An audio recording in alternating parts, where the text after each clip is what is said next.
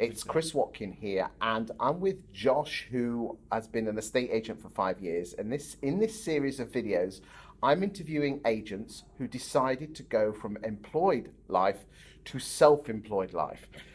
Josh, when did you want to become an estate agent, you fool?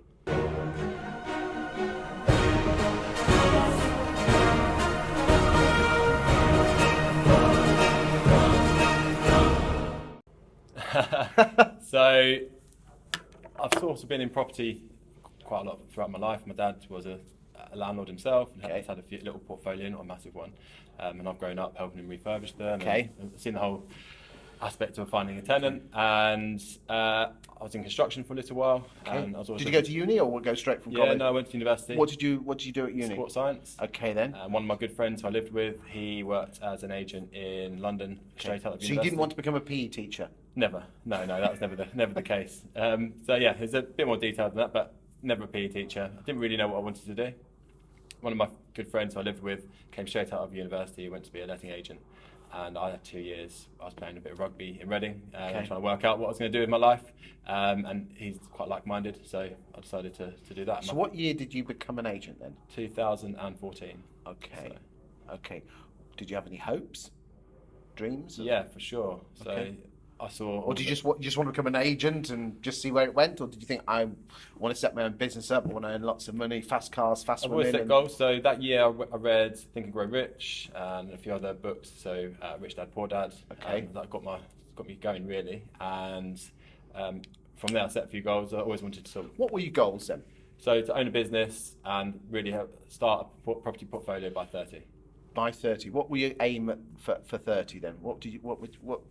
Had you set a number that, want to have this much in the bank, this many properties? I said I wanted 2 properties, which I haven't done. And I wanted to be running an office and really then turning it into my own and doing something on myself.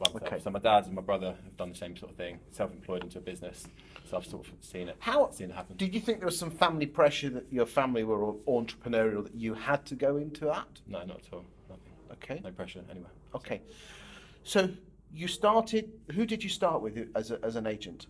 Felicity J. Lord. Okay then, so they're in London. Yeah, started in Canary Wharf, worked a bit in Shad Thames and also Clerkenwell. Okay, so you went in as T-boy. Yeah, I was a trainee negotiator. Okay. So, did you love it? Yeah, loved it. Worked super hard. Went through the ranks very quickly. What did you love about it? What did you love? Was it sales or lettings? In lettings, yeah. Okay, what did you like about lettings?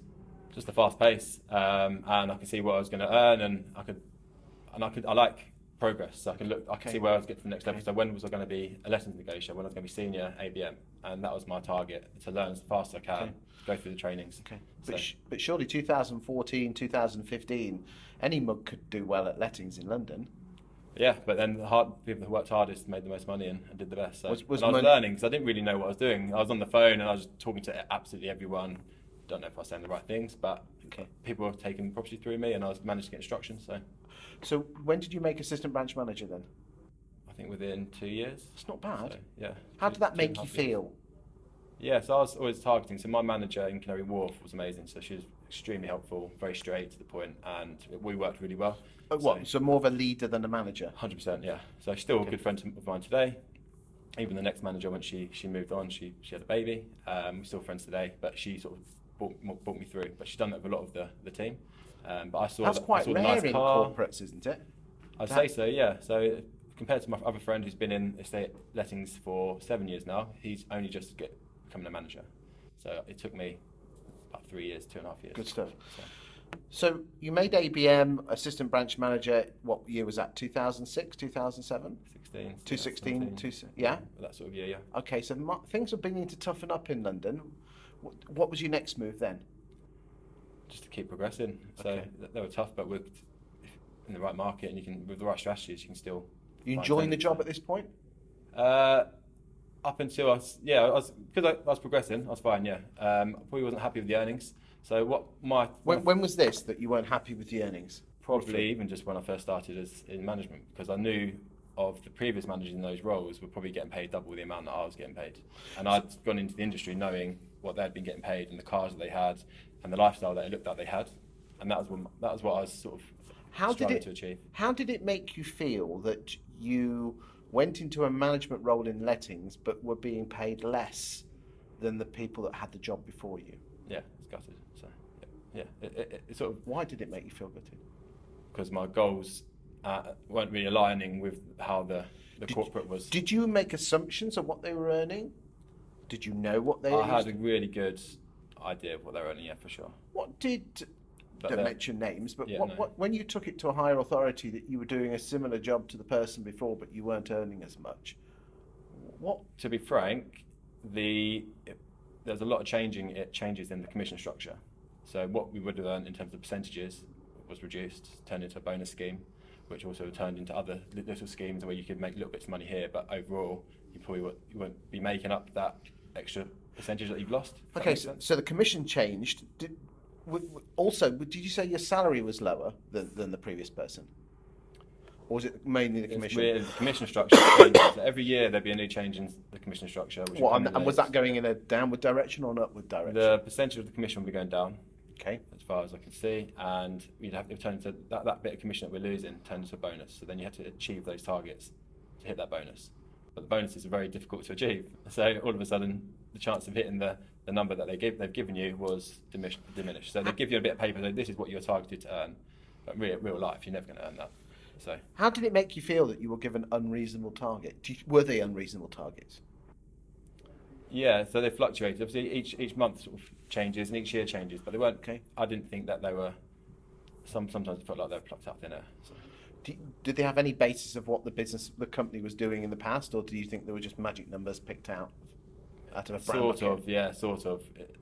It's hard to tell. What did your colleagues I didn't really have I couldn't really I put it in my budget, but then by the time it came back out, it'd be very different. And was that, and again, do you think that those feelings were similar throughout the whole of you? I mean, not they are a corporate estate agent, and we're not calling them in any way, but I've worked for corporate agents.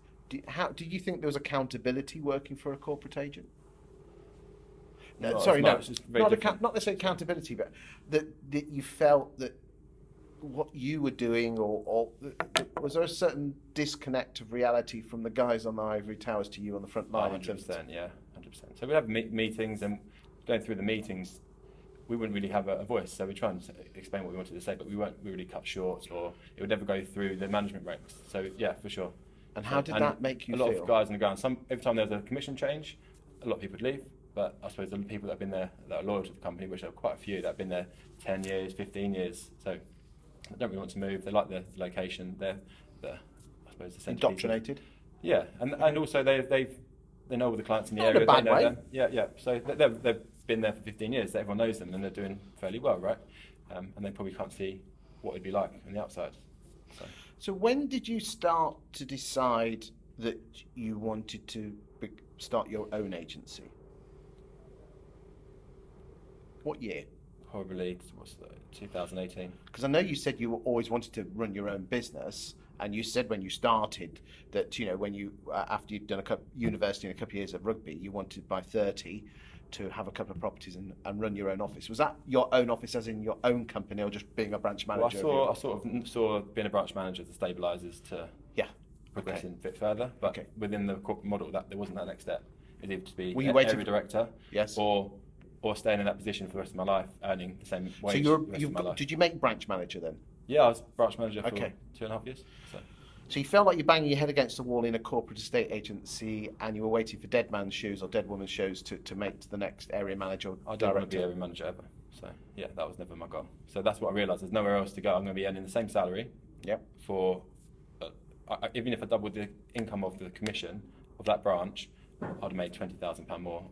And how long was that going to take? It could have taken 10 years. So I sort of saw ahead. And the reason I've realised, I think I wanted to start up by myself was 2018. So I've got loads of friends and family, all got properties, all moving, and I've got my own database, which I didn't realise was my database, who were sort of asking for help or moving or letting their own house out. And I was thinking, I can't help you, but I can refer you to someone else within the company, but I don't know who they are. I don't know if they can help. I don't get anything monetary-wise for doing that. There's no sort of and also you don't synergy. You don't know, they might be the same firm, but you don't know if they're any good or not. Exactly. And let's be honest, if they do a bad job, it comes back on you. Exactly. So whereas now I can do that, and if I do need to refer it, I'll refer it to a friend who I can actually trust. So where where did you do your homework? I mean, you joined Keller Williams, because we know that, because we said at the start of the video it was Keller Williams. Did you go and look at any, you could have set your own agency up. Yeah. Right move account. Yeah. I was looking everywhere. So I done a look at UMove. There was a couple of just systems that you can just buy a system just to get you on Rightmove. I was looking at potentially just getting my own. So what homework did you do? Pieces, so. How long did you spend looking at all the options? Probably about. Before Keller Williams, I was just sort of browsing just to see what I could do. I wasn't really sure, I wasn't really aware. So I was stuck in the rat race, the mould. And then did you have any fears about starting your own business?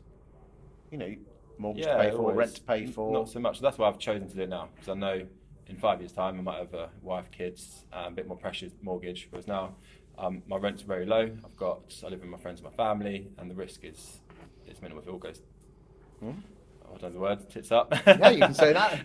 Then I should be fine. So there's obviously that worry about finance, but I'm prepared for that. We've done What did you do? An economic model. Did you build up a bit of a fund just to keep you going? Well, yeah, I was saving to buy a house anyways. So it's either buy a house to start my portfolio or start my business. So I decided to start my business. What support have you had from your family? Not necessarily financial, but psychological or mental? Yeah, they're all for it. They've loved it. So what support have they given you? In what way? So just being there for you, really. Yeah, they just let me crack on with my life, really. So we're all pretty similar. They don't really, they're very laid back, very liberal. So you met Chris Buckner from Keller Williams. What did he say to you? Because let's be honest, he's a good salesman, isn't he? Oh, he's good, yeah. But he's very progressive. And what I realised, when he messaged me, I did my research, and then we had the first conversation. And everything he was saying was ticking every box that I'd already been thinking. Okay, but does that make sense? But he's a snake oil salesman, isn't he? He'll tell you what you want to hear. Way. No, he's good. So in terms of the training, because it got to a point that I wasn't getting trained at all at branch manager level. We did observations, but really that's just a pressurised task just to fill in a box. So I was doing learning, so listening to Tom Ferry, Tom Panos, the property podcast, just to try and learn myself. But I wasn't getting anything from anyone else. Okay. So when did you join Keller Williams London Bridge? 2 months ago. 2 months ago. Some people have accused Keller Williams of just being a training firm, and most of the people just sitting around desks all day, getting trained all day, but not actually going out to get the business. What would you say to that? Training is huge, so it's more, they've got a good structure. So if you're buying into a franchise, you need to use the model, right? Because you're paying to use the model. Why would you buy the franchise and not use them? And what I've realised, they've taken a estate agency, flipped upside down, and they're going at a complete different way in terms of lead generation. And that's what they teach you. Okay. And you've been there 2 months. Are you actually bringing the properties in? Yeah, 100%. I don't want you to mention names. Would it be fair to say that there might be others out there that just come along and use it as almost as an adult creche, and don't get off their backside and go and do the... You need to be hungry for it, for sure. So, what would you say? You need that vision, you need that goal. What would you say to the people that your colleagues, which, let's be honest, they have their own responsibility to bring their own business in. There's quite obviously some people in your organisation who haven't got the drive that you have. Yeah. What would your message be to them? Where do you want to be in 5 years? What's your goal? Do you want to be bumbling along? So I suppose if you're a bit younger, you might not have played out your next sort of few years. So, but yeah, set a little plan and just go for it, really. Come on, what would you really say? Because I know there's people that have joined this organisation and others who've joined and left after 6 months and bad-mouthed you as an organisation. Or as Keller Williams, Keller Williams are putting the structure and the models in place. If you follow them, you'll be successful, and I can see that. And can you see people that don't follow it? Yeah, for sure. And that's on their own back. If they want to choose. Is it their responsibility? It's not. There's a blame culture in this country, isn't there? So for me, my experience in the first 2 months, we've got Chris, we've got Ali, and now we've got Tamika. They're there for you whenever they need you. They're there 7 o'clock in the morning. You turn up at 8:30 to do script practice, and if you do it, you actually learn. You pick up a lot, and you bounce off each other. Come 9 o'clock, you do your lead gen, and that's where you really make your business. You build your business. So you just do those few hours, and all of a sudden the rest takes itself away, really. What's the future for you, Josh? So if I want. What are your dreams? What are your hopes and dreams? Hopes and dreams. So be able to manage a team and grow my business and be able to be free enough to look after my family within my close family and my sphere. But yeah. I mean, is it really worth giving away 30-40% of your fee to these guys? And again, others are available.